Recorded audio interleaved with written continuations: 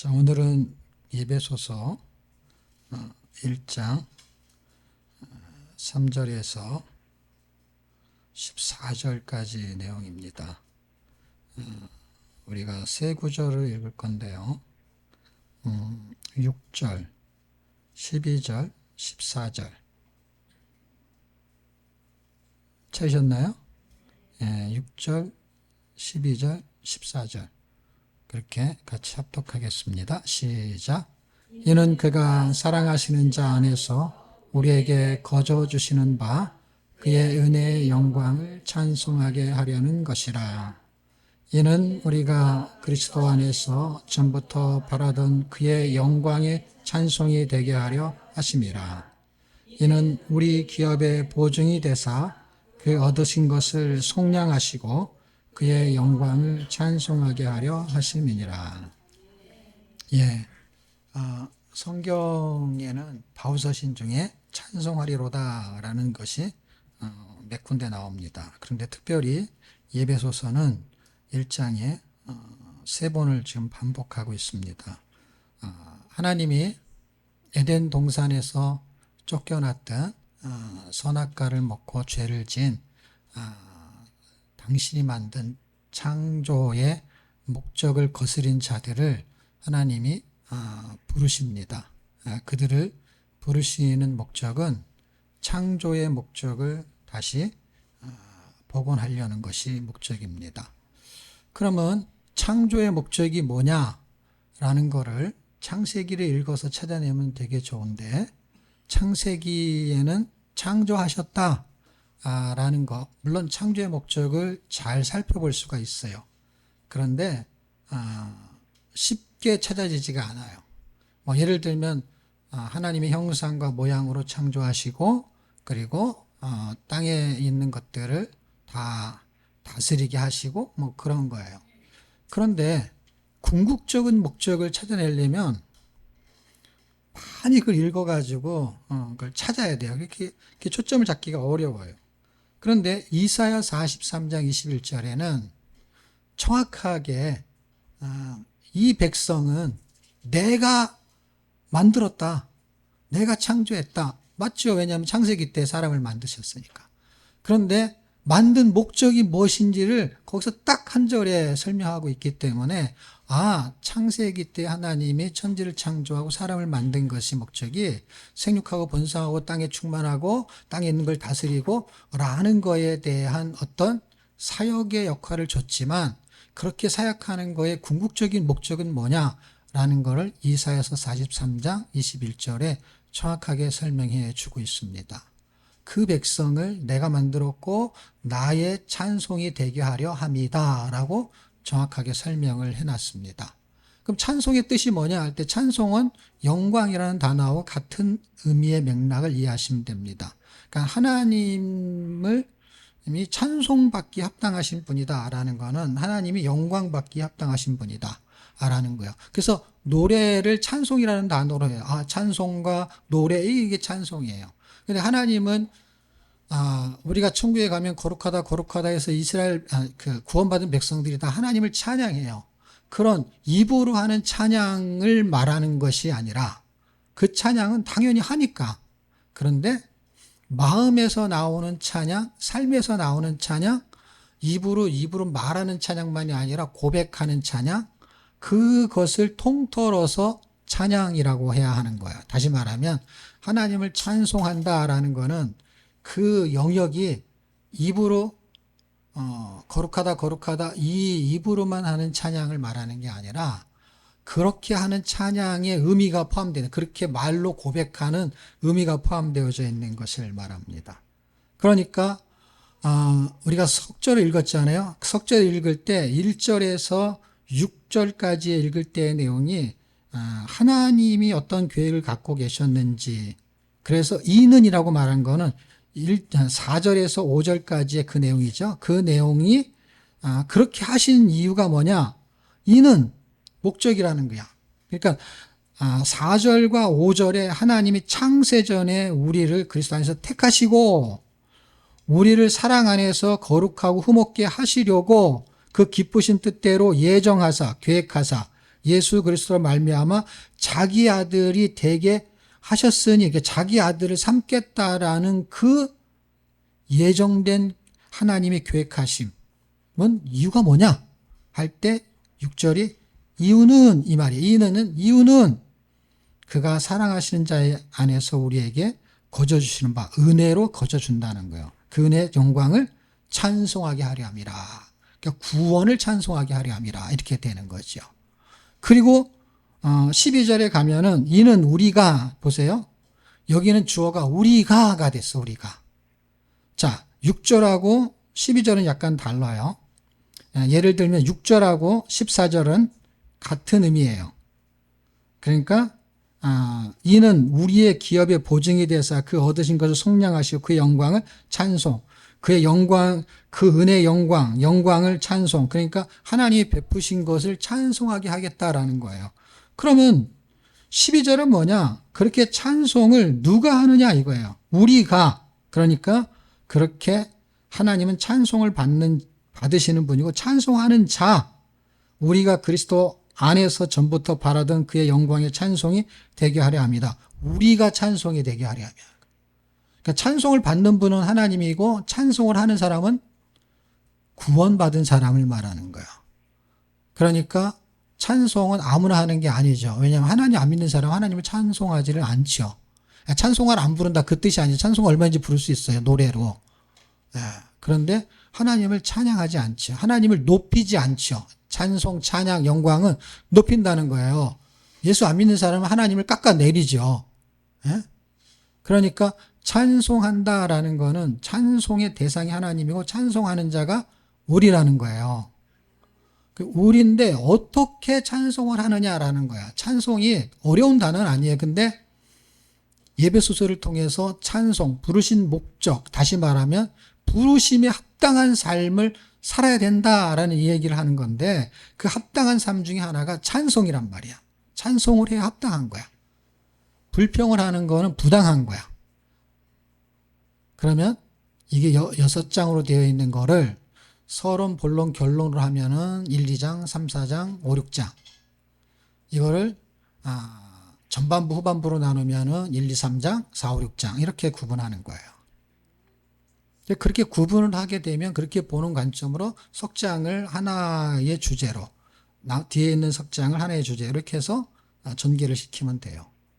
근데 이제 서론 본론이라는 건 어떤 의미가 있냐면 서론은 진입한다는 의미가 있고 결론은 결과에 대한 목적의 의미를 설명하는 거고 과정은 본론이 되는 거야. 과정은. 이걸 둘로 나누나 셋으로 나누나 그럼 별 의미는 없어요. 의미는 없다는 건 뭐냐면 결론이 똑같기 때문에. 근데 셋으로 나눈다는 건 어떤 의미가 있냐면 과정이라는 것을 살펴볼 수가 있기 때문에 좋다는 거예요. 과정을 살펴본다는 건 어떤 의미냐면 1, 2장은 3, 4장이 과정인 거예요. 그 다음에 5, 6장은 목적이 되는 거예요. 결과니까 결과. 그럼 뭐예요? 서론 1, 2장은 진입을 하는 거예요. 도입을 하는 거고 전개를 시키기 위해서 그 결과물을 만들어내기 위한 시도가 움직이는 것이죠. 그러니까 하나님은 우리를 부르셨다. 왜 부르셨는가? 그 다음에 왜 부르셨는가는 결국은 결론에 가겠죠. 그래서 부르셔서 결론에 가는 과정을 만들어내기 위해서는 뭐가 있어야 되느냐? 과정이라는 게 있어야 돼요. 예를 들면 우리가 예수를 믿었어요. 구원을 받았어요. 그래 이제 땅끝까지 선교해라. 이것이 목적이라고 합시다. 갑자기 가서 땅끝까지 선교가 안 되잖아요. 왜? 땅끝까지 가서 선교를 하려고 그러면은 뭘로 할 거냐라는 준비가 필요하잖아요. 그거를 선교단체는 여러 가지 과정을 가지고 있는데 여기서는 기본적인 포맷을 설명하는 거야. 다시 말하면 스탠다드를 설명하는 거예요. 우리는 그거를 활용하는 것이고. 그러니까 성경은 우리에게 기가 막힌 플랫폼을 만들어주고 있는 거예요. 앱이 있어야 뭘 깔아가지고 하는 것처럼 이 기준이 있어야 되는 거예요. 그래서 이 기준을 설명하는 거예요. 하나님이 우리를 부르셨어요. 죄인을 하나님의 성도로 그리스도의 것으로 하나님의 일꾼으로 그렇게 부르셨어요. 그 부르심에 합당한 삶을 살아야 되는데 1, 2장은 뭘 설명을 하느냐? 부르셨다는 설명을 하는 거예요. 그래서 1, 2장은 합치면 단어를 만들어내면 서론인데 그것이 소명이에요. 소명. 하나님이 나를 부르셨다. 그런데 결론은 뭐예요? 5, 6장이잖아요. 5, 6장을 하기 위해서 부르신 거예요. 5, 6장은 뭐냐? 그거는 사명이에요. 그러니까 부르심의 목적은 보내심이에요. 그러니까 심부름을 보려면 부르잖아요. 얘 철수야 일로 와봐. 왜요? 이거 가져가서 계란 좀 사와. 그럼 불렀어요. 소명을 주려고. 소명을 받았어요. 뭘로? 계란 사오는 거로. 그 사람한테는 그게 사명이 돼버린 거야. 그래서 그 돈을 받아가지고 갔다 와. 그걸 우리는 뭐라 했냐면 심부름이라 그래요. 그래서 하나님 우리를 불렀어요. 뭐 하려고? 심부름 시키려고. 그래서 우리는 심부름꾼인 거예요. 일꾼, 심부름꾼 똑같은 단어예요. 단어를 일꾼이라는 단어가 심부름꾼, 심부름하는 거예요. 그게 어떻게 보면 그 심부름을 내가 내 것으로 가졌을 때 내 일이 되는 것이 그냥 그분의 일 그러면 그분의 일을 하는 거예요. 근데 그분의 일을 하나님은 우리를 동역하기를 원하니까 내 일도 된 거야. 내 일. 그러니까 내 일이 됐으니까 어떻게 해요? 하나님의 일이 내 일이 된 거예요. 그러니까 기쁘게 하는 거고, 심부름꾼인데 심부름하고 뭐 돈 받는 그런 개념이라고 합시다. 근데 돈 받는 개념을 하는데 심부름 시키는데 하루 일해도 한 대리론을 줘요. 그럼 하루 일하는데 한 대리론이니까 하루 일하는 동안에 열심히 해도 한 대리론, 대충 해도 한 데나리온. 그러면 열심히 할까요? 아니면 대충 할까요? 대충 하죠. 그래서 사람들이 다 노사분기가 나는 게 뭐냐면 일은 대충 하려고 하고 월급 많이 받으려고 하고, 주는 사람은 일을 더 시키려고 하고 월급을 적게 주려고, 그 절충을 하기 위해서 그렇게 싸우는 거 아닙니까? 그게 한 시간에 얼마 그 계산하는 게 그게 그 원리잖아요. 그러니까 심부름꾼은 돈을 받고 하는 그 사람은 어떻게 하느냐? 내 일이 아닌 거예요. 남의 일인 거예요. 근데 돈을 주니까 돈만큼이 내 일인 거예요. 그런데 하나님은 심부름을 시키면서 돈도 안 주네. 어떤 경우는 돈을 주기는 해. 그래가지고 1,000원을 주고 계란 한 판 사오고 빵 사오고 500원 거실러 와. 막 이렇게 하는 거야. 그러니까 계산을 해보니까 어떻게 해요? 계산이 안 돼. 교회 가면은 늘 내가 돈 쓰다가 교회 갔더니 뭐 어떻게 해요? 월급은 안 올려줘, 하나님이. 근데 교회를 딱 다니면 어떻게 해요? 1,000원 가지고 뭐 사오고 500원 남겨오라는 것처럼 11조하고 주일헌금하고 감사헌금하고 부활주일헌금, 이 헌금이 너무 많네. 무슨 추수감사를 헌금, 그 다음에 뭐 맥주 감사하는, 그냥 모든 절기를 다 만들어, 교회가. 그래가지고 이사하면 이사헌금 해야 된다, 애 돌이면 돌 예배 드리고 돌 헌금 해야 된다. 그래가지고 돌아버리겠어. 그래서 이제 돌 예배 안 해. 뭘 하기만 하면 헌금을 갖다 붙여가지고, 헌금이 그냥 딱 주일헌금 11조만 있는 게 아니야. 헌금이 너무너무 많은 거야, 헌금이. 그리고 남는 걸로 알아서 사러 이래야 되는 거예요. 그게 500원 거실로 와. 그 말하고 똑같은 거야. 그러니까 이게, 아니, 생기는 것도 없고, 주는 것도 없고, 일만 시키네? 그래서 사명이라는 것을 붙잡기 전에는 소명을 되돌아봐야 돼요. 소명의 의미를 되돌아봐야 돼. 그래야만이 과정으로 진입할 수가 있어. 그러니까 하나님이 우리를 부르셨어요. 당연히 일을 맡기려고 부르셨죠. 뭐 그리스도 일꾼이니 뭐 충성을 해야 되니, 그렇게 다 사실은 그분이 불렀기 때문에 하는 거지. 예수 안 믿는 사람이 누가 교회 와가지고 충성을 하겠어요. 교회 다니는 사람 욕하는 사람들이 교회 와서 왜 충성을 해요? 그러니까 내가 충성을 해야 된다면, 충성은 맡긴 자에게 하는 행동이니까 내가 충성을 해야 될 이유를 찾지 않으면 충성을 할 필요가 없는 거예요. 근데 충성하는 척 하면서 직분을 받고 하는 그 꼬라지가 너무 이상하다는 게 저는. 왜냐면 충성을 해야 될 이유가 없는데 왜 충성을 하냐고. 충성을 해야 될 이유가 없으면은 충성 안 하면 되잖아요. 맞잖아요, 여러분. 여러분이 직장에 다니면서 500만 원 월급을 받는다. 그럼 500만 원 받는 월급이 합당한 만큼 일하는 거잖아요. 근데 100만 원을 받으면서 500만 원 안 준다고 거기서 화를 내면서 계속 다녀야 될 이유가 뭐냐고. 500만 원짜리로 갈아타야지, 빨리. 그만두든가. 그러나 거기는 세상은 그래도 입에 풀칠해야 되기 때문에 돈을 더 안 흘려주더라도 욕을 하면서 다닐 수는 있어요. 근데 교회는 왜 그렇게 다니냐고, 욕을 하면서 교회를. 그게 나는 이해가 안 되는 거예요. 직장 생활은 그럴 수 있다고 생각이 들어요. 왜냐하면 그 사람 그거 그만두면 500만 원짜리도 못 가. 근데 그거 그만두면은 굶어 죽어야 돼. 그러니까 나는 500만 원짜리 일꾼인데 일을 시켜놓고 100만 원밖에 안 줘. 그럼 화를 내면서 다닐 수 있다는 거예요. 왜냐, 못 가니까. 갈 수 있으면 당연히 갔겠지. 여러분, 갈 수 있으면 갈까요? 안 갈까요? 가잖아요, 여러분. 제 말이 맞잖아요. 근데 못 가는 이유는 갈 수 없는 실력이기 때문에 못 가는 것 뿐이고, 받아주는 데가 없다면. 근데 왜 욕을 하면서 남아있냐? 내가 살아야 되니까. 그래서 나는 이것을 뭐로 생각하냐면 상식적이다라고 생각해요. 상식이다. 근데 교회는 상식적이지가 않고 이상하게 비상식적이야. 왜? 교회는 충성하는 척을 하면서 직분을 받아요. 그런데 하나님 원하는 충성은 없어. 그러니까 세상에서 그렇게 하는 거는 상식적이다. 난 이해가 된다 이 말. 이해가. 화를 내고 막 직장을 다녀도. 근데 교회는 왜 그렇게 사람들을 속여가면서 신앙생활을 하냐 이거예요. 하나님은 절대 속지 않지만 우리끼리 속는 거잖아. 저 사람 신앙이 좋은 것 같아. 다 이런 거잖아. 근데 까보면은 아니잖아. 그래서 속는 거잖아. 저런 사람이 어떻게 장로가 됐지? 그런 거잖아요. 그게 충성할 가치를 느끼지 않으면 충성을 해야 되지 않는데 그거는 직분을 받기 위한 충성인 거지. 그러니까 하나님께 충성한 게 아니지. 직분에다 충성한 거지.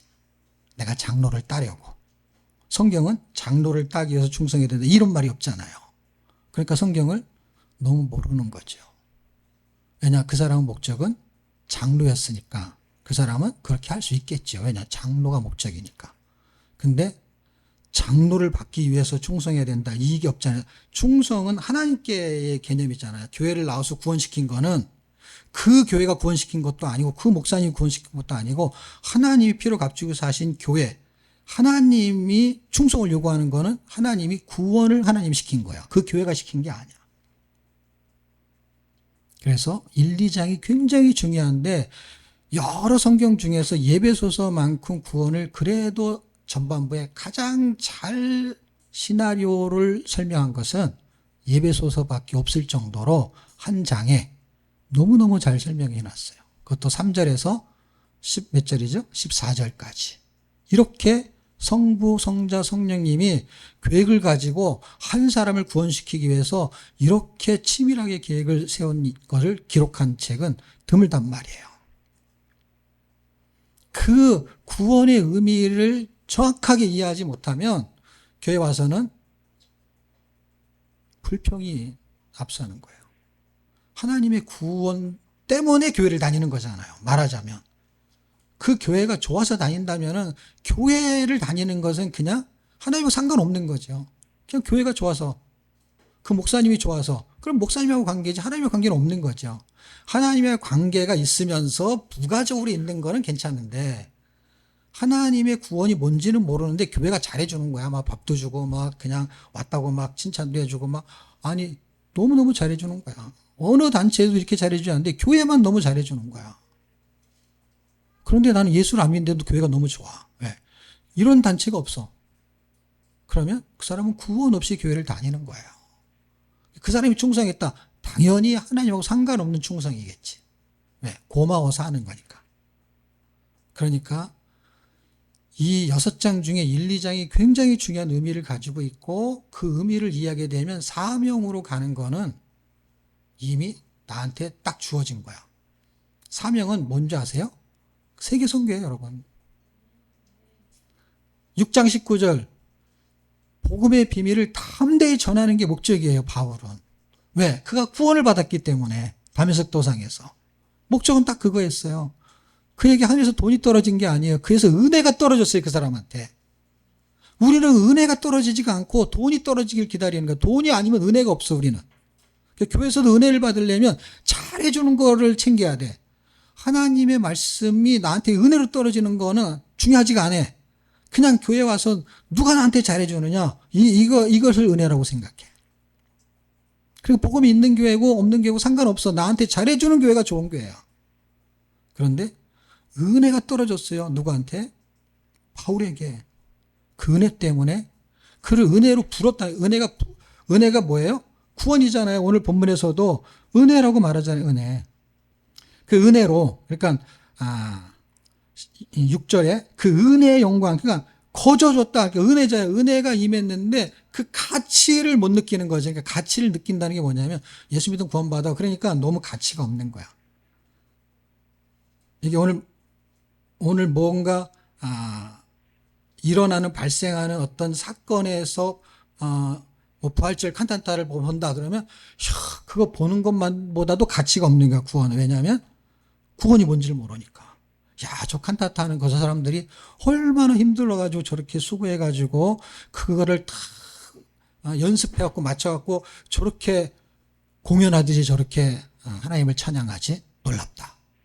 그래요. 교회 와서 사람들이 다 입이 다 벌어져요. 이야, 놀랍다, 놀랍다. 어떻게 이렇게 준비를 했지?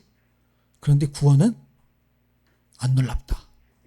다 받는 건데 뭐. 칸타타는 노력해야 저 수고가 얼마나 수고인데 오늘 내가 성가대장인데 밥 쏠게. 너희 너무 수고했어.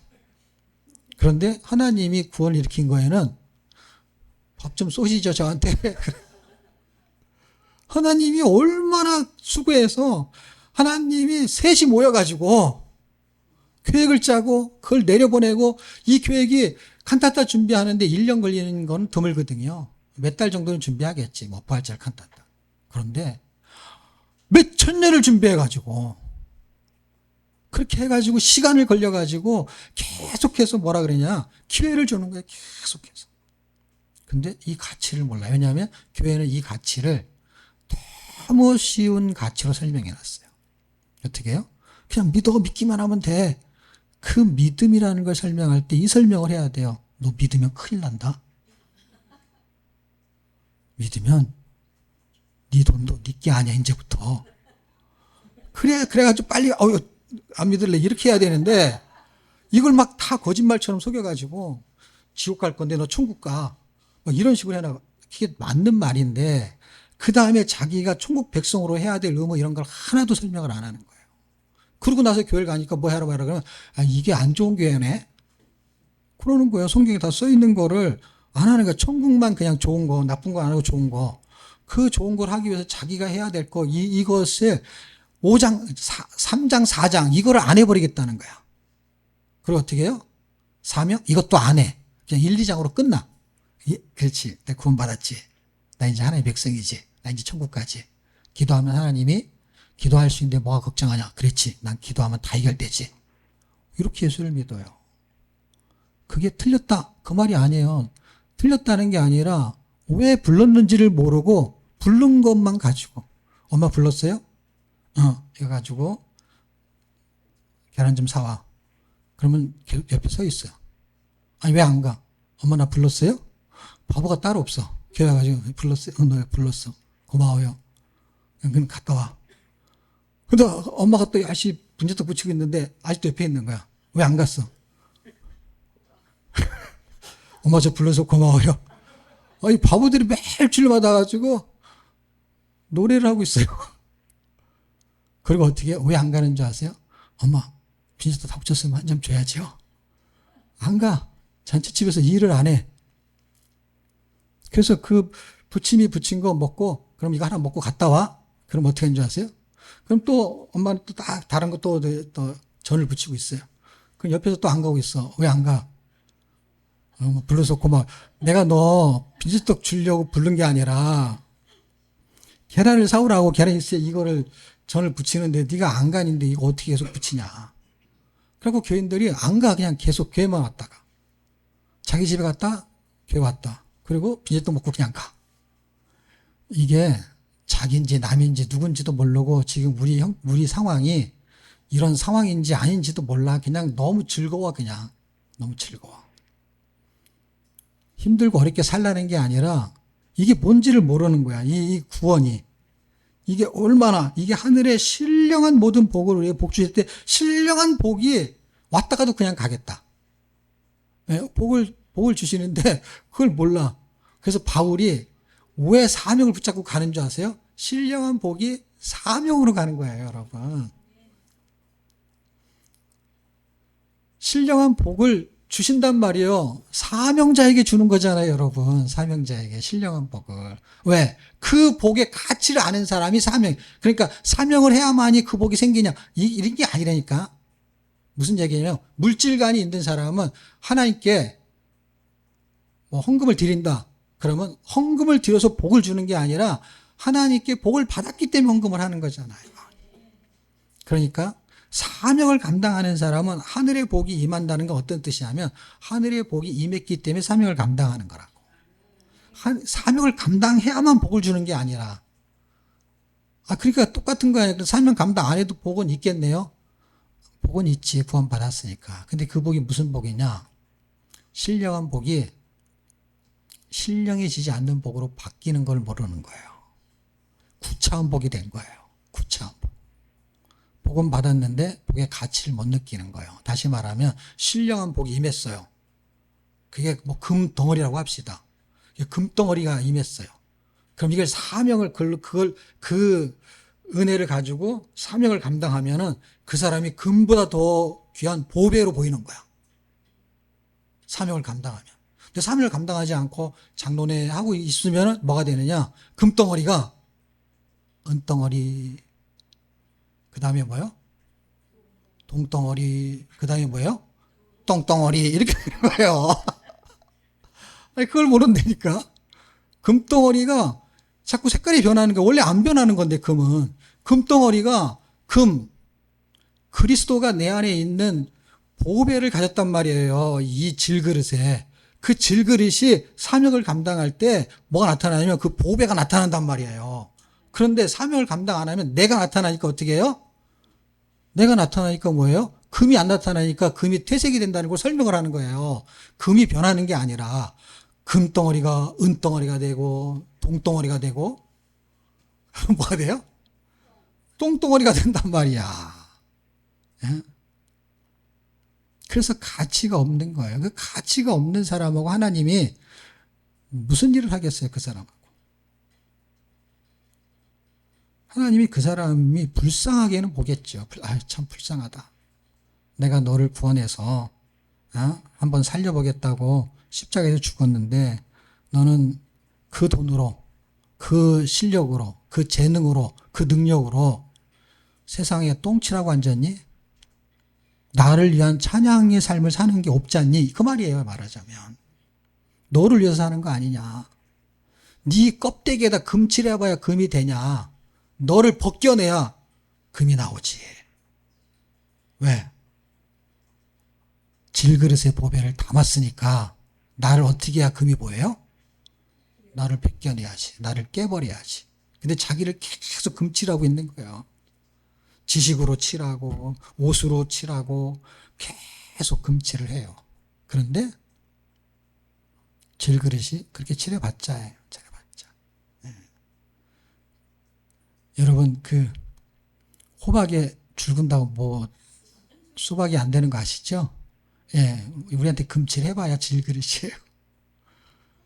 진짜 변하지 않는, 우리는 변한다 이 말이에요. 자꾸 마음이 이렇게 봤다, 이렇게 봤다, 이렇게 누가 좀 잘해주면 웃었다, 좀 힘들게 하면 울었다. 막 그런 존재라는 거예요. 근데 변하지 않는 그분이 내 안에 있단 말이에요. 고린도 후서인가요? 후서 4장 7절.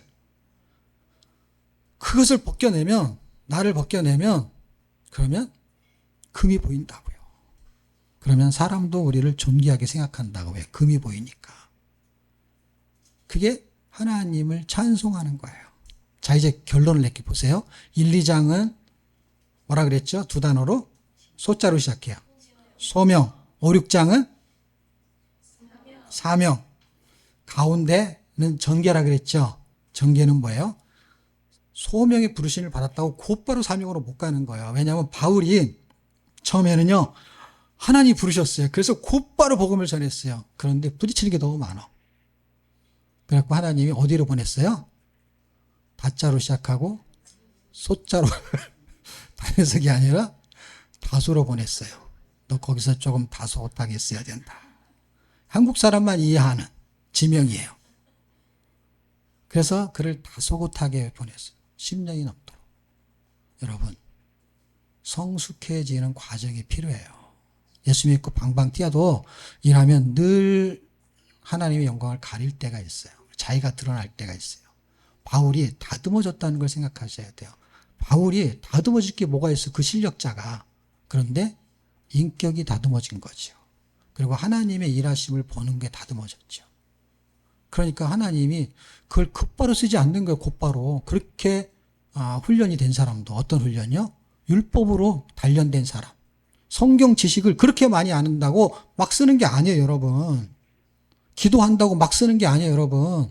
기도 많이 하고 성경 많이 읽는다고 쓰는 게 아니라고요. 그에게 하나님과의 관계가 형성이 돼야만 쓰는 거예요. 기도하는데 자기 위해서 기도하지, 성경 읽는 거 많이 읽어서 성경에서 자기를 위해서 성경을 해석하지, 그런 놈을 하나님이 왜 쓰겠어요? 왜? 하나님이 뻔히 보이는데. 예? 세상에 육신의 상관들도 저놈은 안 되겠다. 그러면 실력 있어도 안 쓰는 이유가 있는 거예요. 왜? 실력이 있는데 왜 안 쓰겠어요? 그거는 그 실력을 자기를 위해서 쓰니까. 군인은 나라를 위해서 총을 쓰는 거고, 예? 공무원은 이 나라의 를 위해서 자기의 공적인 업무를 하는 거고. 그러니까 하나님은, 세상도 그런데 하나님은 오죽하겠어요. 하나님은 성경 많이 읽는다고 쓰는 게 아니에요. 성경을 많이 읽는데 그럼 쓰시는 이유가 뭐냐? 성경을 많이 읽는 동안에 내가 낮아지고 깨지고 겸손해지기 때문에 쓰는 거예요.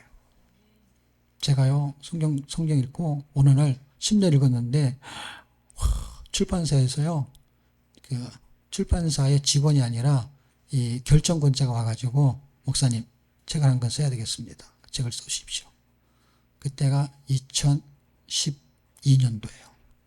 그래가지고 제가요, 성경을 읽다가 드디어 우리에게 기회가 왔다. 이제는 세상에 이름을 낼 때가 왔구나. 그래가지고 가문의 영광이 이제 시작이 된다. 그래가지고 온 힘을 다해가지고 책을 썼어요. 한 달 쓰고요, 중단했어요. 한 달 동안요, 제가 성경만 읽는 그 열정을 가지고 책만 썼어요. 그런데 이게 써지지가 않는 거예요. 왜? 책을 써본 적이 없잖아요. 한 달 동안 쓴 것만 해도 대단하지. 그리고 기도를 했어요. 하나님이 내가 책을 쓰기를 원하시면은 다시 찾아오면 그때는 쓰라는 건 줄 알고 쓰겠습니다 하고 그냥 아예 안 썼어요. 한 달 딱 쓰고서 이거는 써야 될 일이 아니다. 내 이름을 내려고 썼다가는 안 되겠다. 그런데 너무너무 신기하죠. 1년 지나가지고 2013년도 연초에 또 찾아왔어요.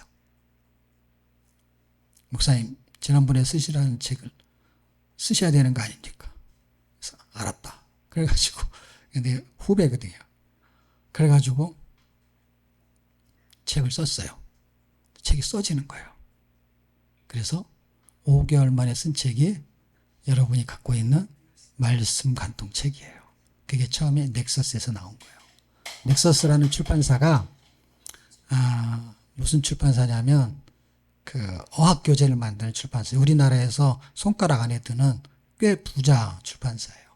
그 출판사 사모님이 여자 목사님이고 그분이 기독교 마인드를 가지고 넥서스 크로스라는 기독교 출판사 브랜드를 만들었어요. 그래서 2013년도에 제 책이 처음으로 나왔어요. 그리고 나서 그런가 보다 했어요. 근데 이제 좀 쉬고 이 책을 가지고 이제 연대회 강의도 하고 그럴 길을 열어주나 보다 했는데 한 달도 채 안 됐는데 이번에는 두란노에서 총본부장이 찾아왔어요. 그러면서 이거 이제 연대기는 이런 식으로 그때 이제 한창 통통 이게 잘 나갈 때예요. 이런 식으로 성경을 계속 읽을 수는 없다. 그래서 제가 뭐 그렇게 설명도 해주기도 했고 성경은 권 단위로 읽어야지 그 책을 연대별로 찢어서 읽으면 문제가 심각하다. 왜냐하면 기록 목적이 훼손이 된다. 그 성경 공부지 이건 성경 읽기가 아니다. 그런데 이 사람이 이제 신학교에 갔다 와가지고 나중에 이제 그걸 깨달은 거야. 그래갖고 이 목사님 말대로 이걸 해야 되겠다. 그렇게 해가지고 계약서를 썼어요. 원래 계약서는요 다 쓴 다음에 쓰는데 계약서를 미리 쓴 거야. 왜냐면 이 사람이 총본부장을 그만두는데 그해 그만두는 거야. 이 올해 안에 꼭 써야 됩니다. 라고 했는데 이게 그만둔 다음에 책이 나온 거예요. 그런데 계약서가 없었으면 책이 안 나오는 거예요. 이 사람을 원래 내치려고 했기 때문에. 그래서 계약서를 미리 써둔 거예요. 아주 불리한 조건으로. 아주 불리한 조건으로 계약서를 썼어. 그러니까 계약서를 또 다 있었거든요. 아주 유리한 조건으로. 우리 책이 잘 팔리면서. 어쨌든 그런 아주 우여곡절이 있었어요. 우여곡절이 있었는데 책을 내는 것서부터. 그런데 이야기를 내가 왜 하는지 모르겠는데 지금 뭐 때문에 하게 된 거예요? 예? 예. 다소라는 얘기 하려고 하는 게 목적이죠. 이게 더 하면 또 시간이 길어지니까. 이 에피소드는 엄청 많아요. 종류별로. 그런데 어쨌든 다소곳한 시간이 필요한 거예요. 그 시간이 저한테는 그래도 길지 않고 1년이라는 시간이 있었어요. 책을 쓸 때 1년.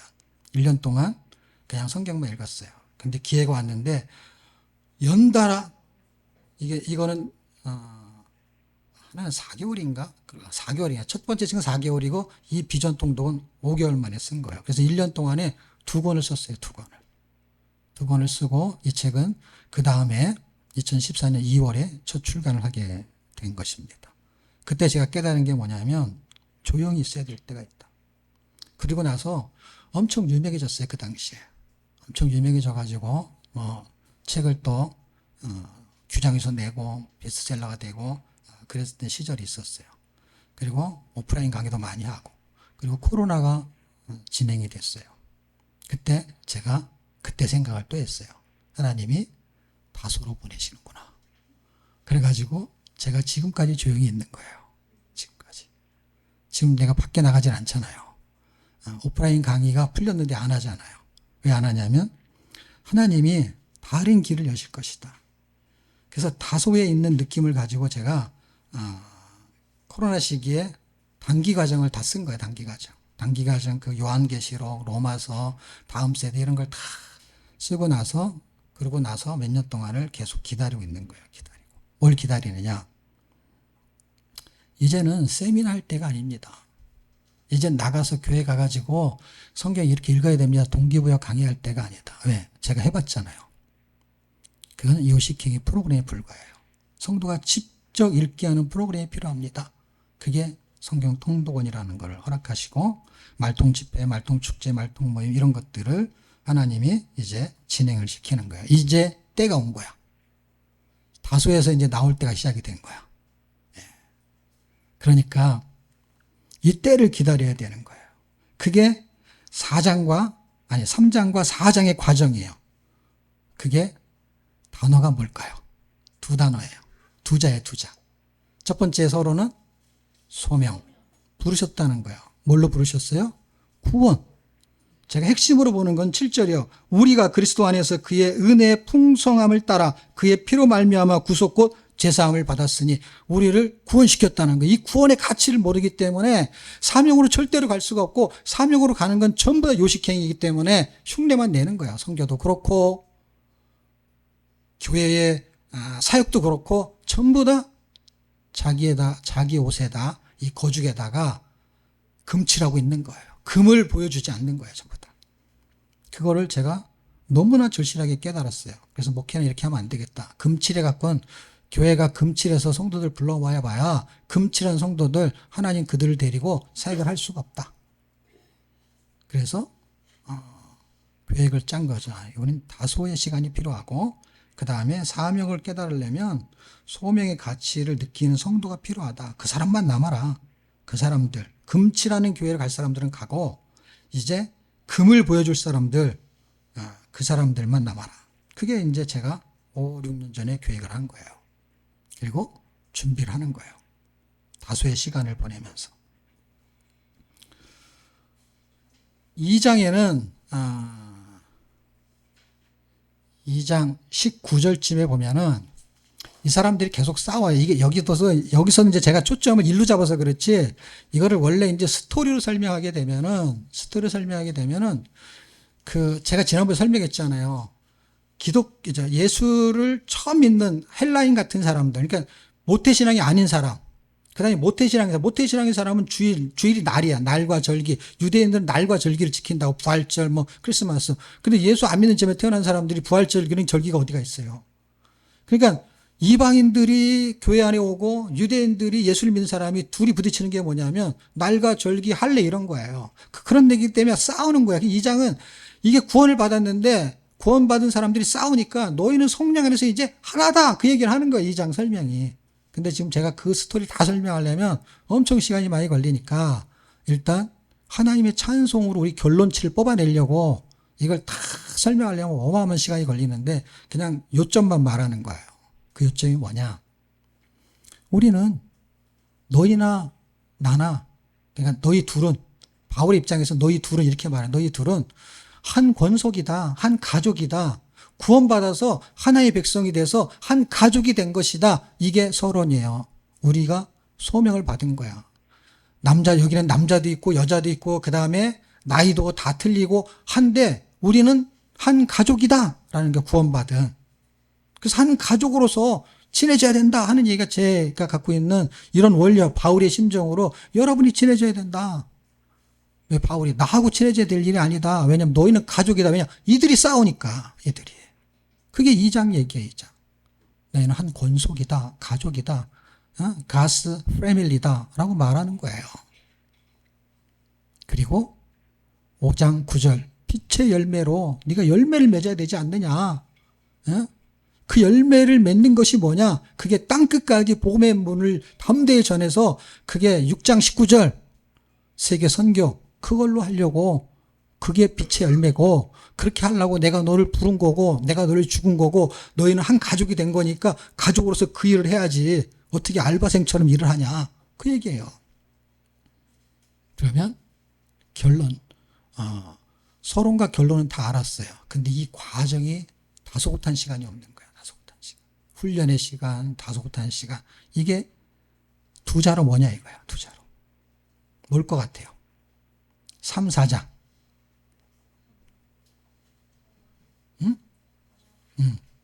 뭐? 통독. 예? 훈련. 예? 성장. 예. 3, 4장에서 말하는 내용이 뭐냐면 3장은 이제 8절, 9절, 10절, 10절에 보면 이는 교회로 말미암아. 왜냐하면 구원을 받았어요. 1, 2장에. 그게 교회가 됐다는 거예요. 이제 교회에게는 뭐야? 사명을 줬다는 거예요. 그렇죠? 교회 사명. 3장에서 교회 사명이에요. 사명을 감당해야 되는 결과치가 세계성경고 빛의 열매예요. 사명을 감당해야 돼. 근데 감당을 하려고 하는데 다름이한테 일을 시키면 다름이가 너 이제 사람이야. 개 고양이가 아니고 너 처음에 깐나기 때는 기어다니면서 내 새끼 내 강아지 그래서 강아지 비슷하지만 너는 사람이야. 그래서 이렇게 자랐어요. 너 사람 구실을 해야지. 그런데 아직은 못하죠. 그리고 지금은 사람인 것이 확실히 구분이 되죠. 개와 고양이. 3살만 돼도. 그런데 사람의 자존감을 이제 갖게 됐어요. 이제 응애 할 때는 강아지하고 비슷했는데 근데 종자가 다른 거야. 종자가 다르다는 거야 이제는. 근데 사람 구실을 하려면 어떻게 해요? 사람은 성장을 해야 되는데 그 시간이 어떤 사람은 20년 걸리는 사람도 있고 근데 기본적으로는 20년을 잡아요. 그냥 그때 해야 돼야 고등학교 졸업을 하니까. 대학까지 졸업해야라는 걸 보지는 않는 것 같아요. 그러면 사람 구실한다는 건 자기가 자급자족을 할 수 있는 정도는 그래도 20년. 사람은 20년을 키워야만이 사람 구실을 하는 거예요. 그때 어떤 인간은 40년이 돼도 못하는 인간이 있어요. 사람마다 틀린데 기본적으로는 10살 만에는 못하잖아요. 10년이 돼도 초등학교 다니는데 초등학생이 어떻게 해요? 사람 구실하는 건 자기 의지를 가지고 결정하고 하는 걸 말하는 거잖아요. 초등학생이 못한다고요. 그게 모든 사람이 데이터를 뽑아보면 약 20년 걸리는데요. 사람만 그렇대요. 동물은 안 그렇대요. 그렇게 오래 안 걸린대요. 그리고 20년을 배워도 전화하잖아 엄마한테. 자기 결정을 못하는 거야. 자기가 20년을 배웠는데 동물들은 안 그렇대요. 근데 20년 30년이 돼도 성장이 일어나지 않는 거예요. 그러면 성장을 뭘로 봐야 되느냐? 앞에 구원이잖아요. 그 다음에는 성화가 되는 거죠. 그게 성장과 성화는 붙어 있는 거예요. 분리되면 안 돼요. 그렇게 되면 결론은 뭐예요? 열매, 빛의 열매. 세계 선교로 가는 거예요. 그런데 뭐가 없는데 이걸 자꾸 하려고 해요? 성장, 성화가 없는데. 성장, 성화가 없으니까 어떻게 해요? 자꾸 자기가 나타나니까 열매가 빛의 열매가 아니고 어둠의 열매가 나타나죠. 육신의 열매가 나타나죠. 내가 그렇게 했다 이거밖에 없는 거죠. 하나님이 역사한 게 뭐냐는 거예요. 미국에 제가 2016년인가 17년부터 가기 시작을 했어요. 근데 미국에서 길이 열리게 된 게 감사하게도 2016년인가 도전 성경천독이 나올 때 그때 CGN TV에서 뭔가 강의를 했는데 그게 2015년 겨울인가 겨울인가쯤에 그 동영상이 그 당시에 10만을 봤어요. 10만. 지금 찾아보니까 50만이 넘었더라고요. 그게 풀 동영상이 50만 넘은 게 드물거든요. 그것도 1위가 딱 한 사람이 있어요. 제가 그 나침반에서 그게 가장 게 2위예요. 그런데 그분은 원래 유명한 사람이고 그런데 그때 그걸 이렇게 뭐 약간 쇼츠 같은 걸로 그때는 쇼츠라는 게 없었는데 짧은 동영상을 만든 거 한 3분짜리 이게 막 돌아다니면서 많이 알려졌는데 그때 규장에서 그걸 본 거예요. 그래서 제가 미국에 있을 때 연락이 와갖고 한국에 가면 연락하자 그래갖고 한국에 돌아왔을 때가 2010년 2월이에요. 그때 연락이 와서 그 연락을 통해 가지고 이제 책이 나온 게 5월에 나온 거예요. 그래서 2016년 5월에 책이 나온 거예요. 근데 이제 제가 그때 겨울에 그러니까 2010년 1월이겠네. 1월. 겨울에 시카고에 갔으니까. 그때 딱 갔는데 사람들이 저를 소개해야 돼서 뭔가를 해야 되는데 그다음에 라디오에도 나가야 되는데 나를 소개할 게 아무것도 없는 거예요. 그런데 그때 그 동영상이 10만이 딱 뜬 거야. 그래갖고 제가 이 동영상을 딱 보내주니까 열린 문이 뭔지 아세요? 딱 쓰면 문이 쫙 열리는 거야. 설명할 필요가 없어. 그 동영상이 열린 동영상. 쫙 들어가는 거야. 그 시카고에 처음 가갖고 라디오 방송하고 교회 가서 세미나하고 또 이 얘기를 또 왜 했지? 예? 예, 세계 선교를 하는 것이 성장하고 성숙해지는 만큼의 그 문을 열어줄 때 하나님이 드러나지 않으면 길이 막히거나 하거나 아니면 막히지 않으면 자기가 드러나는 거에 가장 핵심적인 잣대가 뭐냐? 열매가 아니고요. 그 사람이 얼마만큼 성화되었느냐로 봐야 되는 거예요. 그게 하나님의 영광이에요. 보면 아닌 것 같은 사람이 뭔가 설교를 잘해. 설교를 잘하지만 결국 그 설교의 은혜는 언제 나타나느냐? 그 사람의 삶에서 그 설교의 가치가 높아지는 거예요. 그 백교도 얼마든지 할 수 있어, 설교는. 외워서도 얼마든지 할 수 있어요. 이게 가장 힘든 거예요. 누가? 나나 여러분이나. 열매는 하나님이 주시면 열매가 얼마나 많은데 우리가 그동안에 교회가 부흥하지 않는 열매가 가장 큰 열매고 그 다음에 책 팔리고 책 쓰고 한 열매들이 얼마나 많은데요. 그럼에도 불구하고 기적같이 교회가 부흥하지 않는 그거는 우리가 갖고 있는 기준 때문에 그렇죠. 왜? 예수를 제대로 믿을 사람이 교인이 돼야 되지 않느냐.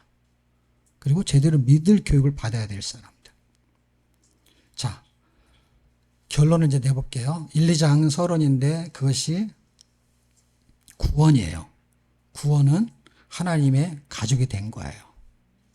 그리고 가족이 된 사람들은 성화되는 과정을 거쳐야 되는데 성화되는 거는 교회 사명을 감당하기 위해서요. 3장 10절. 그런데 그렇게 되려면 그리스도의 장성한 분량에 이루어야 되는 거예요. 그게 4장 13절. 어떻게? 하나님에 대해서, 그리스도에 대해서 믿는 것과 아는 것에 하나가 되어야 된다. 이것이 장성한 분량이야. 장성한 분량이라는 거는 어떤 걸 말하는지를 헷갈리기 때문에 제가 이야기를 하는 거야. 이게 굉장히 보충 설명이 필요한 건데, 많이. 근데 다 안다고 생각하니까, 사람들은. 하나님을 믿는 것과 아는 것이 하나가 되야 되는데, 믿는 것과 아는 것이 하나가 안 되기 때문에 성장이 안 되는 거예요. 믿기는 했는데 하나님을 몰라. 아니, 뭐 내가 좀 하나님에 대해서 아는 게 많다니까요. 좀 창세기는 무슨 뜻이고 무슨 뜻이고. 그건 하나님을 아는 게 아니라고요. 그건 성경의 지식을 아는 거지. 하나님을 믿는 것과 아는 거는 믿는 것을 알아지는 걸 말하는 거예요. 그분이 십자가에 죽으셨다는 걸 내가 믿었어요. 십자가에 죽으셨다는 것이 무엇인지를 아는 걸 말하는 거야. 그걸 아냐고요. 모른다니까 사람들이. 예수님이 나를 위해 십자가에 죽으셨습니다. 믿는다는 거예요. 근데 그분이 나를 죽으신 것이 무슨 의도인지 아냐? 그런 거 모르겠고요. 내가 그냥 믿어줬어요. 그게 알아지는 시간이 필요한 게 어떤 거예요? 엄마가 나를 낳았어요. 유전자 검사를 하거나 아니면 유전자 검사 필요 없이 친자 확인이 됐어요. 그래서 하나님 나를 낳았어요. 내가 이거 확실히 믿어요. 그런데 그 엄마에 대해서 아냐고요. 같이 살아봐야 알지. 근데 어떻게도 알 수 있느냐? 쪽지를 적어서 외워서도 알 수 있죠. 우리 엄마는 키가 몇이고 그 다음에 무슨 음식을 좋아하고 그렇게 알 수 있지요. 그렇게 아는 것을 말하는 게 아니라고요. 믿는 것과 아는 거, 나는 우리 엄마의 자식이야, 우리 엄마는 이런 분이야, 그걸 아냐고요. 모른다니까요. 그럼 왜 그게 장성한 분량이냐? 예수님은 하나님이 어떤 분인지를 알았어요. 그래서 빌립보서 2장 5절, 6절, 7절, 8절, 9절, 10절 그분이 찬송받기 합당하고 모든 사람이 그 이름 앞에 무릎을 꿇게 만드는 순종을 할 수밖에 없을 만큼 그분의 위대함을 알아버렸어요. 위대함을. 근데 우리는 전지전능하시고 무소부지하시고 그거를 입으로 달달달 외워서 하는 것이지 하나도 전지전능하시지 않잖아요. 하나님이 나의 삶에. 그러니까 하나님을 모르는 거죠. 머리로 아는 거, 입으로 찬송하는 거, 그것이 아니라 삶의 찬송, 그 다음에 머리가 아니라 몸으로 아는 하나님을 아는 거, 그게 없단 말이에요, 지금. 그것을 알면 뭐가 되느냐? 장성한 분량이 되는 걸 예를 들면, 엄마가 어떤 분인 줄 알았어. 그러면요, 철이 드는 거예요. 자식이. 철이 드는 건 뭐예요? 성숙해진 거예요. 성숙해졌다는 걸 우리는 성경적인 용어로 성화라는 단어를 쓰는 거예요. 이제는 자란 거예요. 자랐어. 이제는 고린도전서 3장 육신에 속한 자가 아니라 영에 속한 자가 된 거야. 이제는. 성숙한 자가 그 영에 속했다는 건 뭐냐면 육에 안 속했다 이 뜻을 제가 헷갈리니까 설명하는 게 뭐냐면 육신에 하나님을 믿지만 육신에 거하고 있다는 육신의 영향을 너무 많이 받는 거예요. 그래서 옛날에 아이가 철이 들기 전에 우리 엄마 아빠가 잘 누군지 몰랐어요. 근데 우리 엄마 아빠가 나를 사랑한다는 걸 알았어. 저렇게 화를 내는 거는 이유가 있지. 저렇게 힘들게 일하는 거, 그 옛날에 몰랐어. 내가 아르바이트 해보니까 이게 너무 힘든 거구나. 하루에 막 10시간씩 서 있어야 되고, 이 고통을 이겨내면서 그걸 하루 이틀이 아니라 매일 쉬지도 않고 그 일을 하는 것이 우리 엄마가 나한테 핸드폰 사달라면 그냥 사주는 거, 그게 은혜가 거저가 아니구나. 우리 엄마가, 우리 하나님이 십자가에 죽으셔야 되는 것이 그게 우리 엄마가 다리가 퉁퉁 붓는 그런 은혜라는 걸 알기 시작했어. 그게 아는 거예요. 그럼 어떻게 해요? 그때 엄마가 말하면 설거지까지 말하려도 그냥 설거지통에 손이 딱 가 있는 거야. 왜? 알아버렸어. 엄마가 오죽하면 나한테 설거지를 시킬까? 얼마나 힘들면. 그래서 이게 마음이 알아버렸어. 오늘 좀 헌금할 이 금자가 나오기 전에도 어떻게 해요? 손을 드는 거야. 하나님의 마음을 알아버리면 그게 아깝지가 않은 거야. 헌신이 나오는 거야. 헌신. 사명으로 가려면 성숙을 해야 되는 거고 성장을 해야 되는데 성장을 한다는 것은 하나님을 아는 거라고요. 아는 거. 헌금을 많이 하는 게 성숙한 게 아니고 착한 일을 많이 하는 게 성숙한 게 아니라 하나님을 아는 거예요. 그 가족을 말하는 거니까 이게 가스 패밀리니까 우리 집에서 자기 엄마 아빠가 어떤 분인지를 아는 거예요. 나를 위해서 이렇게 수고하는 그거 말하는 거야. 직분이 우리 엄마 아버지는 사장이고 뭐고 이런 게 아니라 우리 엄마 아버지는 나를 출생시켰지 구원. 그 다음에 나를 위해서 뭔가 살고 계시지 지금도 하늘에서. 그런 것처럼 그 엄마 아버지를 알아버렸어. 그러면 그것을 알고 성숙한 그리스도를 닮아가는 그분이 빌립보서 2장에서 그가 십자가에 죽는다는 거를 그냥 아멘 하는 거야. 아멘. 왜? 힘든 걸 아는데. 자기는 죽기 싫은데. 자기 설거지하기 싫은데. 자기 공부해야 되는데. 근데 엄마를 알아버리니까 설거지하기 싫은데 설거지하고 싶은 마음이 생기는 거야. 그것이 지금 에베소서가 우리한테 해주는 메시지예요. 예배소서 우리한테 해주는 메시지는 그리스도의 장성한 분량에 이뤄야만이 사명을 감당하는데 그런 시간이 바울에게도 있었는데 우리한테 왜 없냐고. 여러분이 한 권 설교를 하면서 그 인사이트를 받으면서 예습하고 발표하고 하는 시간이 다소곳한 시간이라고. 1년쯤 지나봐요. 제가 보기에는 3년쯤 지나면 웬만한 목사님보다 한 권 강의를 더 잘할 거예요. 왜? 제가 그걸 전수하고 있으니까. 네. 왜냐하면 내 거는 다른 사람이 흉내를 잘 못 내니까. 책에서 못 배우니까. 여러분이 비전통독을 아무리 해보십시오. 제가 갖고 있는 그 속 안에 있는 지식이 거기에 담겨져 있지 않기 때문에 안 나와요. 그거 달달달 외워도 소용없어요. 제가 다음 뭐죠? 아니. 단기 과정에 그 요한계시록 뭐니 그 자료를 다 주잖아요. 그거 달달달 외워도 소용없어요. 왜냐하면 소용없다는 얘기 무슨 얘기냐면 내 것을 다 가져가지 못한다는 거예요. 제가 글로 설명해 줄 수가 없다 이 뜻이야. 다시 말하면 설명할 수가 없어요. 제가 설명을 하면은요 이상한 글이 돼. 이상한 글이 되니까 아까 같이 제가 지금 이 얘기를 왜 하죠? 하는 얘기가 나오잖아요. 그런 얘기들이 너무 많은 거야. 그런 얘기들을 다 쓰면 책이 어떻게 됩니까? 어? 중간에 3,000% 빠져가지고 무슨 얘기 하려는 건지 감을 잡을 수가 없는 거예요. 요한계시록이 아무리 복잡해도 그게 원리가 있고 하나님의 계획하심이 있는 거예요. 그러면 해석의 차이는 있지만 길이 보이는 거예요. 그거를 제가 글로 설명을 했지만 글로 설명을 하지 못하는 것들이 훨씬 많다는 거예요. 주님이 우리에게 글로 설명했단 말이에요. 성경을. 제가 요한계시록 하나 쓰는 것도 설명을 다 못하는데 하나님이 성경에다가 그걸 다 담았냐고요. 담을 수가 없는 거예요, 여러분. 그 하나님을 알아야만이 성숙해지는 거예요. 그 하나님을 성경만 가지고도 알기가 어려운 그 하나님이 그분이 나와 함께 사시면 알게 되는 거예요. 임마누엘. 그분이 나와 함께 같이 하는 거예요. 그래서 약간 다소곳한 시간들이 필요한 거예요.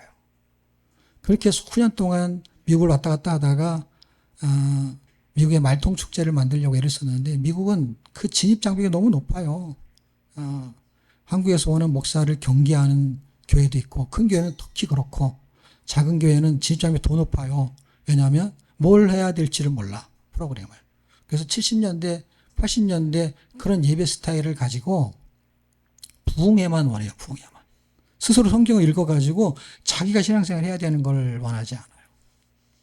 그걸 수년 동안 도전했는데 불가항력. 그래서 하나님이 그냥 코로나 이후로 이제 좀 쉬어야 되겠다라고 했는데 너무 신기하게도 그때 늘 갔던 그 지역의 사모님 두 분이 신기하게도 한국에 무슨 일이 있어 들어왔어. 그게 들어오기가 쉽지가 않죠. 진짜 무슨 일이 있어 들어왔어. 막 질병 있어갖고 검사하려고 들어왔는데 날짜가 우리가 말통 집회하는 날짜하고 같은 달에 들어왔고 근데 그 지역에서 살아 또. 안 신기해요, 여러분? 그래가지고 자기 언니하고 같이 참석을 했어. 어떤 사람 자기 동생하고 참석을 하고. 그래서 말통 축제라는 거 내가 이런 걸 해야 됩니다는 걸 설명을 하려면 얼마나 힘들겠어요. 말귀를 못 알아먹는 거야. 제가 이미 그 교회는 몇 번 갔던 교회야. 근데 그 교회 사모님이 여러 교회가 있는데 두 교회 사모님이 약간의 간격을 두고 말통 집회에 참석을 했어. 그래서 이번에 가면 말통 집회를 해야 됩니다. 제가 LA를 가니까 그때 들리겠습니다. 라고 했어. 그래서 작년 12월에 연락이 왔어요. 이게 벌써 1년 전부터 준비를 한 거예요. 12월 연락이 왔는데 지금 올해 가게 되면은 들리겠습니다. 비행표 신경 쓰지 마십시오. 우리가 자비하게서 갑니다. 왜 그런 얘기를 하냐면 미국 교회도 어려워요. 그러니까 장소만 제공해서 그 장만 열리면은 된다는 거야. 근데 그걸 일회성으로 끝나면 안 되고 매년 가야 되는데 그걸 부담스러운 것이죠. 거기서 물질을 확보하기가. 교회가 큰 교회도 아니고. 그런데 이걸 열리기 위해서 수년 동안 기도하고 준비했는데 이번에 열릴 것 같은 거예요. 그래서 이제 가려고 했어요. 근데 달라스 이제 LA하고 연결하고 얘기하고 하다가 마음속에 든 게 올해는 또 애랑이도 온다는 얘기도 있고 그래서 올해는 가지 말아야 되겠다라고 마음을 먹었어요. 그래서 이제 안 가겠다는 생각을 가지고 애들한테도 얘기를 했고 그런데 이제 마음속에 이 말통축제를 하나님이 하시는 거는 이제 이게 다소곳한 시간이지. 그때는 몇 달 상관이죠. 기다리고 있었는데, 연락이 왔어요. 한 달 전인가. 그리고 막 전쟁에 나갔고, 뭐 물가도 비싸고. 그런데, 마음속에 연락이 오면 달라스에만 갔다 와야겠다. 달라스에만. LA는 안 가고. LA는 자식이 사는데 안 가는 거예요. 그리고 미국 가면 늘 3주씩 있었어요. 근데 작년에만 2주를 간 거예요. 근데 올해는 1주만 딱 달라스만 갔다 와야 되겠다.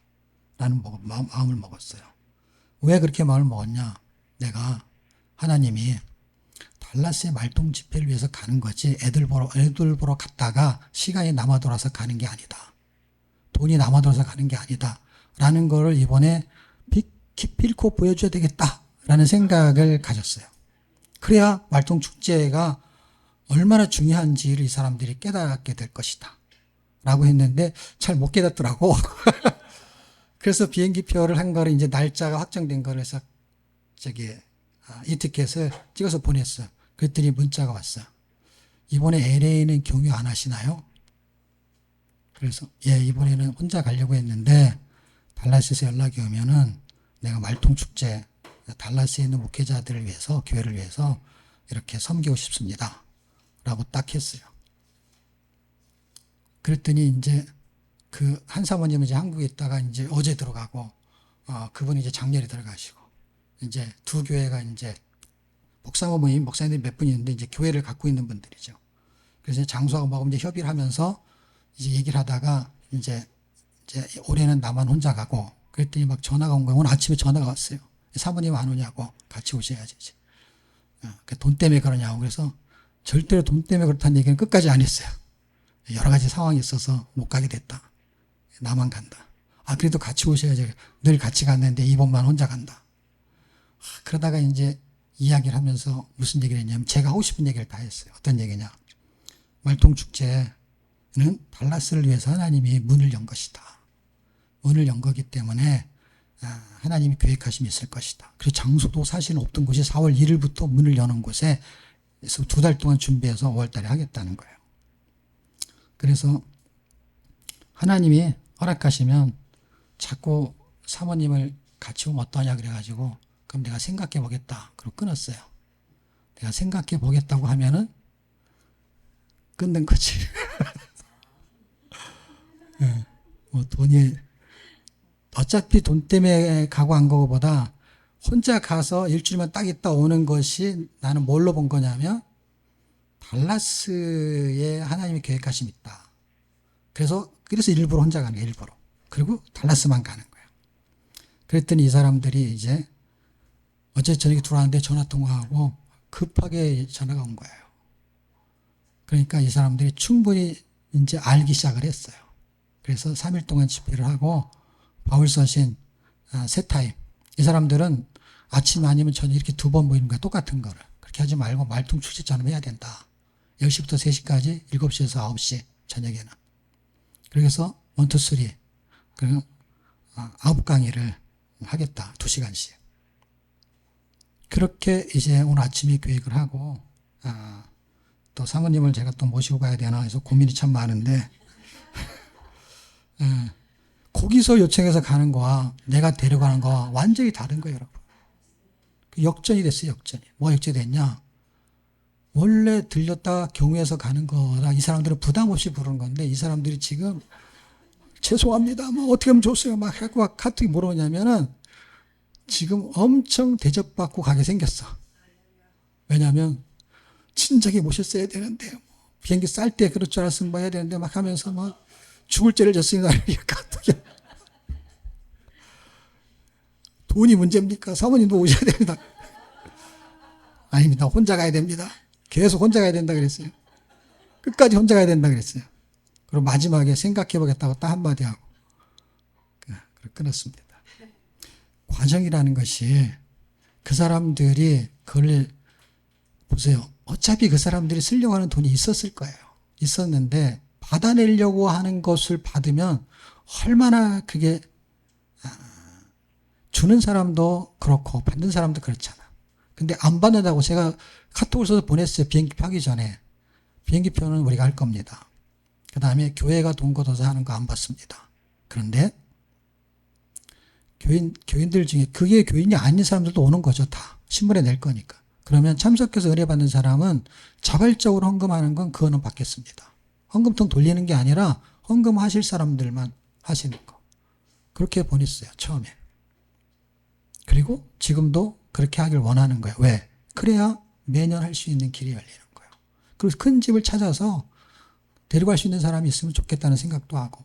근데 지금은 거기는 말통 축제는 우리가 같이 가는 말통 축제가 아니라 제가 거기서 말통 축제하는 혼자 가는 사이에 미국은 그렇게 문이 쉽게 열리지가 않아요.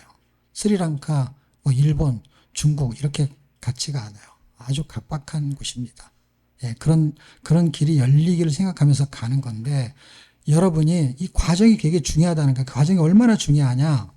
그 과정은 덜 줄 거도 더 주게 되고 더 줘도 주고 싶고 그게 하나님이 하시는 일이 아닌가.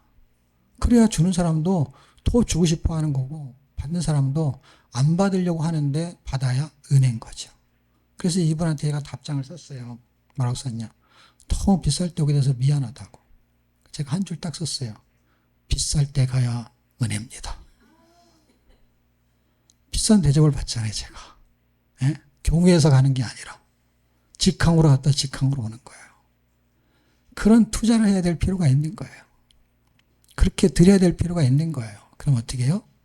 거기서 알아서 뭔가를 하려고 준비를 하잖아요. 그래야 문이 열린다는 거예요, 제 말은. 그래야 내년에도 갈 수 있고 그 후에도 갈 수 있고 가야 그 땅이 기경이 될 거 아닙니까? 그리고 언젠가 여러분도 가야 될 거 아닙니까? 그래서 돈을 벌라는 거예요. 왜? 비행기표가 수백만 원 하니까. 먹고 자야 되잖아요. 누가 여러분을 먹여주고 재워줘요. 나는 강사니까 그나마 해주려고 하는데 여러분이 오는 거를 누가 해주냐고요. 그게 돈이 얼마나 많이 드냐고요. 그래도 가야 된다. 선교로. 그러려면 돈을 벌어야죠. 그런 의미로 세상에서도 돈을 벌라는 거예요. 그리고 그렇게 사용이 되어야 되는 것입니다. 그 성화의 과정을 단순하게 그리스도를 닮아간다는 것을 그렇게 피상적으로 이해하시면 안 돼요. 하나님을 아는 거, 내 부모님이 나를 위해서 희생한 걸 아는 거, 그 몸으로 아는 거, 그런 아는 것이 있냐는 거예요. 그런 나눔이 있냐는 거예요. 그런 나눔을 해야죠. 예? 사전 찾아보면 다 나오는 얘기를 줄줄줄 외워서 그런 걸 뭐하래요. 시간 낭비게. 다 아는 이야기인데. 내가 말씀 때문에 그렇게 결정할 수 있는 거 어떻게? 내 자식은 안 봐도 달라스에는 갔다 오겠다. 내 돈 들여서. 물론 교인들이 헌금할 수도 있고 누가 헌금하는 거지만 어쨌든 거기다 피해를 안 주는 거잖아요. 그런 마음을 가질 수 있냐고요. 그런 마음을 가져야만이 어떻게 해요? 그가 성화, 성숙해 가는 거죠. 어떤 거요? 거기에 피해를 안 주고 거기에 덕을 안 보고 덕을 끼치려고 하고 덕을 끼치려고 오려고 하는구나 라는 것이 돼야 그 사람들도 우리들도 기도의 열매가 있게 되지 않겠습니까? 저와 여러분의 삶이 예배소서가 말하는 하나님의 찬송이 되기를 축복합니다.